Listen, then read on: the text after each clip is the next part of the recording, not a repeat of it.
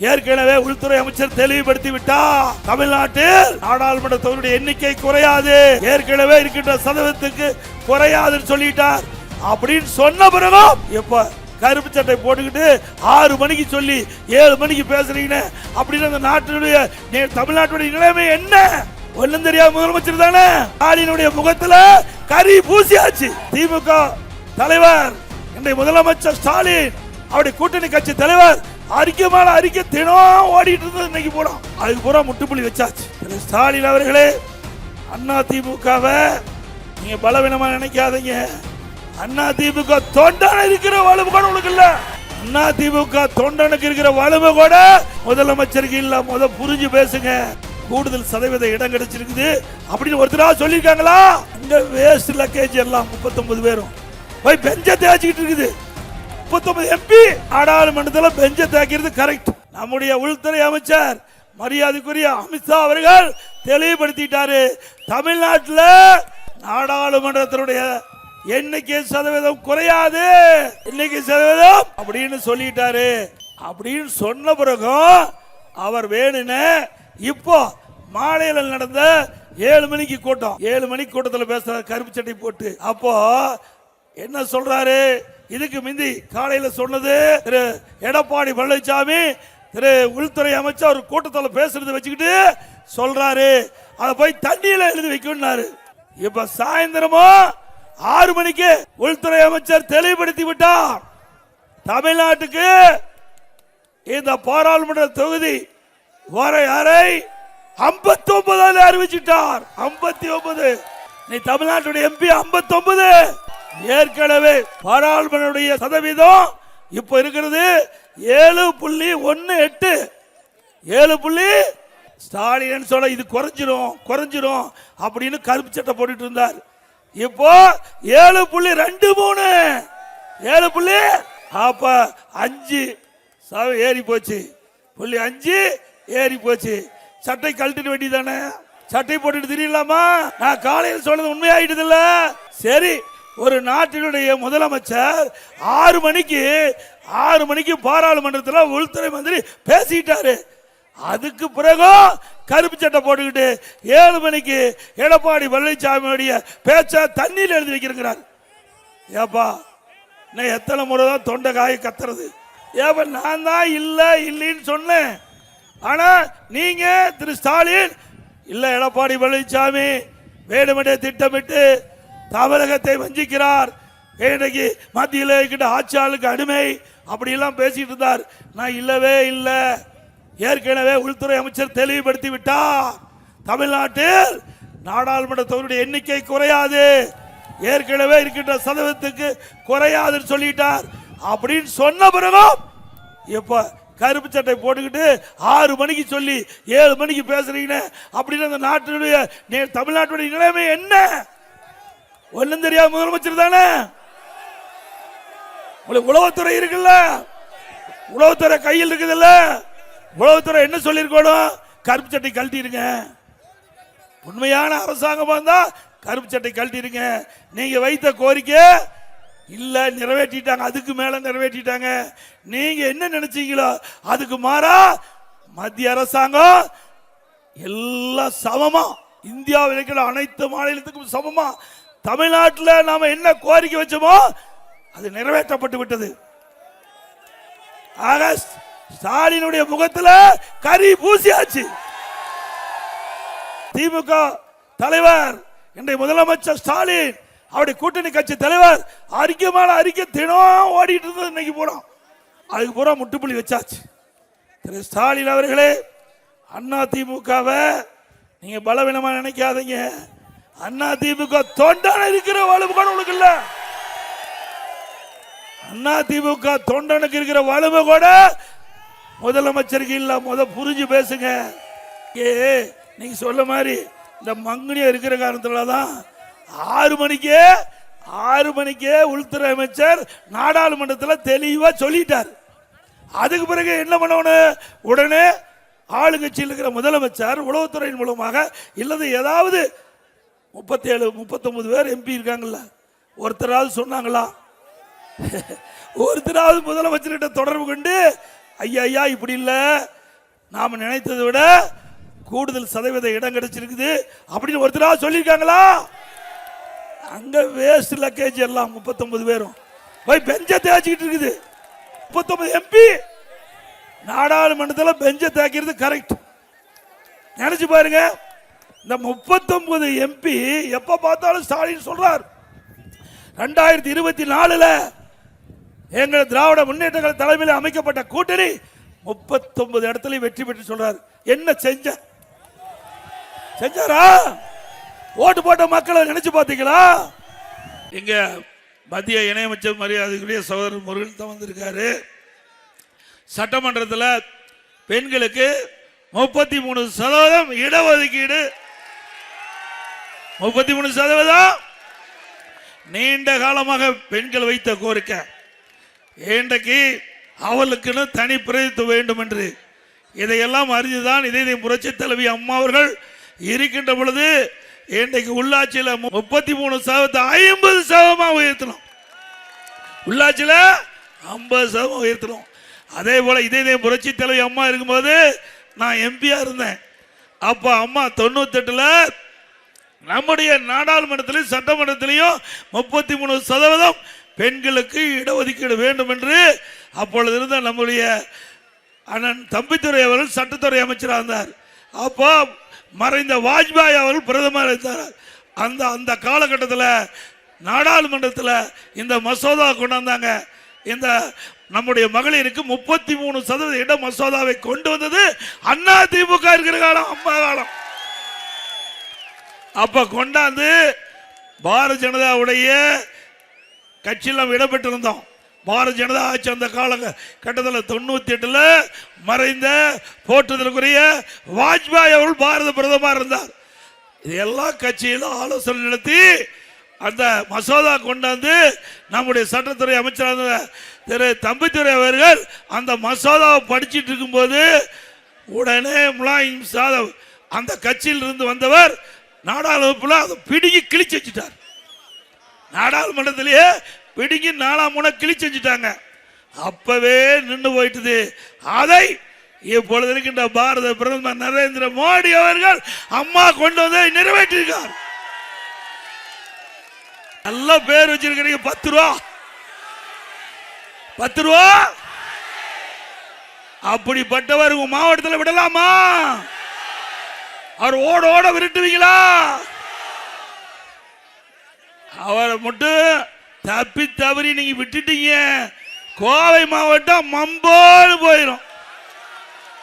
நான் ஏற்கனவே அங்க பேசும்போதே சொன்னேன், இந்த கொரோனா காலம் உங்களுக்கு நல்லா தெரியும்.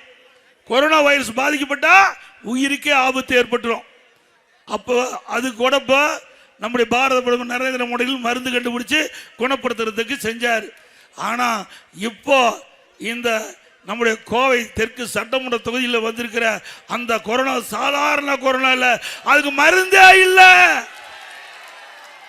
அந்த வைரஸ் தாக்கப்பட்டுட்டா இந்த கோவை மாவட்டம் அதோட போயிடும். ஏன்னா கரூர்ல முடிச்சு கட்டிட்டாரு. கரூர்ல இப்ப எங்க வந்துட்டாரு? உங்க மாவட்டத்துக்கு வந்துட்டார், கோயம்புத்தூர் மாவட்டம் வந்துட்டார். இந்த அதிகாரிகள் டிரான்ஸ்பர் மாதிரி அங்க டிரான்ஸ்பர் ஆகி இங்க வந்திருக்கார். நல்லா சிந்திச்சு பாருங்க. நல்ல மனிதராக இருந்தால் ஒரு சட்டமன்ற உறுப்பினர், ஒரு அமைச்சராக இருந்தவர் தன்னுடைய சொந்த தொகுதி விட்டுட்டு வெளியே வருவாங்களா? நான் இப்ப 11வது முறையா எடப்பாடியில் நிக்கிறேன், 11வது முறையா நிக்கிறேன். ஆரம்பிச்சார் தொண்டாமுத்தூர்ல ஆரம்பிச்சார் வேலுமணி நிக்கிறாரு. உன்னால நிக்க முடிஞ்சுதா?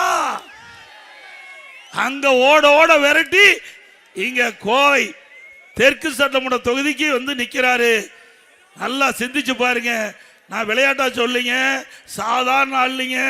எல்லாத்துக்கும் ஆண்டவன் மூளை படைச்சிருக்காரு, அவருக்கு தனி மூளை படைச்சிருக்காரு.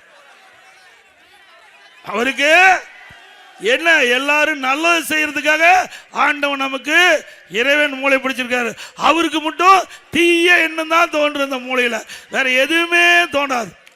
அவர் சிந்திப்பது எல்லாமே எப்படி ஒருத்தரை ஏமாத்தலாம், எப்படி ஒருத்தரை தவறான வழியில வீழ்த்துவது? அப்படி ஒருவர் தான் வந்து நிற்கிறாரு. தயவு செய்து வந்திருக்கிற மேட்டுப்பாளையத்தில் தான் சரி, இல்லது அவனாசியில் இருந்தாலும் சரி, கவுண்டம்பாளையத்தில் இருந்தாலும் சரி, இந்த கோவை மாவட்டத்தில் இருக்கிற அத்தனை சட்டமன்றத்தில் இருக்கிற மக்களை அங்க கவனத்தை செலுத்துங்க.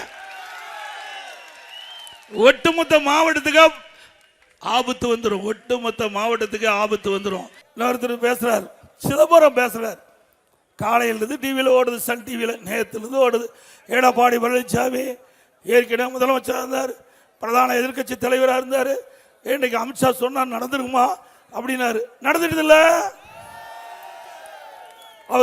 அவர் சொன்னார், அவர் சொன்னபடி அவர் கொடுத்த வாக்குறுதியை நிறைவேற்றிட்டார். இனிமேல் என்ன முகத்தை வச்சுட்டு இருக்க போறீங்க? நாட்டு மக்கள் எப்படி பார்ப்பீங்க? ஏற்கனவே செஞ்சது கிடையாது, பாச்சது நாட்டுக்கு செஞ்சிருக்காரா? ஏங்க, தமிழ்நாட்டில் ஒரு அற்புதமான வாய்ப்பு கிடைச்சது. உள்துறை மந்திரி, நிதியமைச்சர் ஏதாவது செஞ்சாரா? திருப்பூருக்கு நிதி கொடுத்தாரா? தமிழ்நாட்டுக்கு பெரிய திட்டத்தை கொடுத்தாரா? அவரு நம்மள பேசுறதுக்கு தகுதி இருக்குதா? ஏங்க, எவ்வளவு பெரிய ஆப்பர்ச்சுனிட்டி, எவ்வளவு பெரிய வாய்ப்பு! ஒரு நிதியமைச்சர், இந்திய நாட்டுடைய நிதியமைச்சர், தமிழ்நாட்டில் பிறந்தவர், தமிழ்நாட்டு மக்களால் தேர்ந்தெடுக்கப்பட்டவர். அப்படி இருக்கும்போது தமிழ்நாட்டுக்கு தேவையான நிதி அள்ளி கொடுக்க வேண்டாம்? கொடுக்க முடியாது, மனசு வராது. ஓட்டு வாங்க வரைக்கும் என்ன வேணாலும் பேசுவாங்க. ஓட்டு வாங்கிட்டா மக்களை மறந்துடுவாங்க. அப்படிப்பட்ட தலைவர்கள் தான் நம்மள விமர்சனம் செய்யறாங்க. திரு ப. சிதம்பரம் அவர்களே, நீங்க மூத்த அமைச்சராக இருந்தீங்க, மூத்தவர். நாங்க பேச ஆரம்பிச்சா நல்லா இருக்காது. ஆக வேண்டுமென்ற திட்டமிட்டு திரு ஸ்டாலினுடைய பேச்சை கேட்டுக்கிட்டு அவருக்கு வக்காலத்து வாங்கி பேசுறீங்களா? வாங்கி கட்டிக்குவீங்க.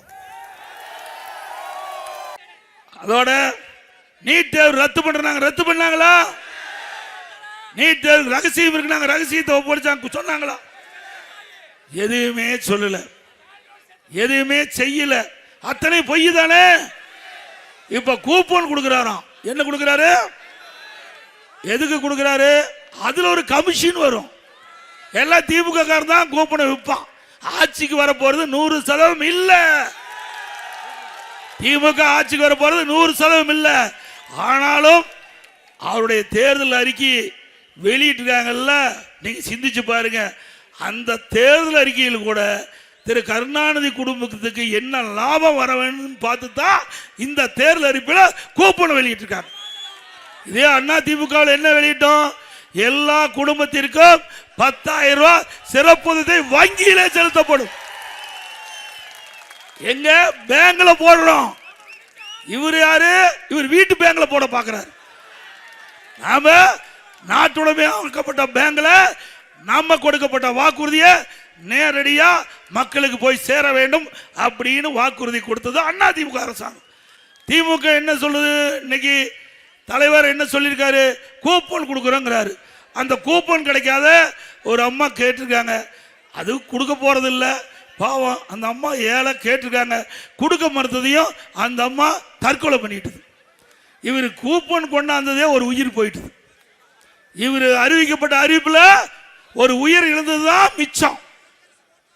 ஆக இப்படிப்பட்ட மக்களை ஏமாற்றி கவர்ச்சிகரமாக பேசி அறிவிப்பை வெளியிட்டு கொள்ளை புறத்தின் மூலமாக ஆட்சிக்கு வருவதற்கு நீங்கள் அனுமதிப்பீங்களா? பாராளுமன்ற வரைமுறை அதை டீலிமிட்டேஷன் அதை செய்யறதுக்கு இன்னைக்கு அறிவிச்சாங்க. எங்க இருக்கிற ஸ்டாலின் என்ன சொன்னாரு? கருப்பு சட்டை போட்டுட்டார். இது கருப்பு சட்டை போட்டு ஊரு பூரா கொடியேற்றவன்னாரு. நானும் இன்னைக்கு கோயம்புத்தூர்ல இருந்து மேட்டுப்பாளையத்துல இருந்து அவனாசி வழியா ஊர் வரைக்கும் வந்துட்டேன். எங்க திருப்பூர் வரைக்கும் ஒரு வீட்டுல கூட கொடியேற்றல.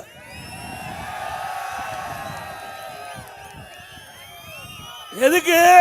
தமிழ்நாட்டுடைய நாடாளுமன்றத்துடைய எண்ணிக்கை குறைஞ்சு போயிடும் அப்படின்னு சொன்னார்.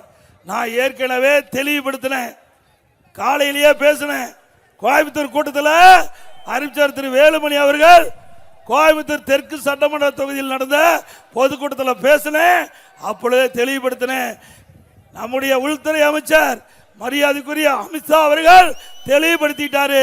தமிழ்நாட்டில் நாடாளுமன்றத்தினுடைய எண்ணிக்கை சதவீதம் குறையாது, எண்ணிக்கை சதவீதம் அப்படின்னு சொல்லிட்டாரு. அப்படின்னு சொன்ன பிறகும் அவர் வேணுன்னு இப்போ மாலையில் நடந்த 7 மணிக்கு கூட்டம், 7 மணிக்கு கூட்டத்தில் பேசுறாரு கருப்பு சட்டை போட்டு. அப்போ என்ன சொல்றாரு?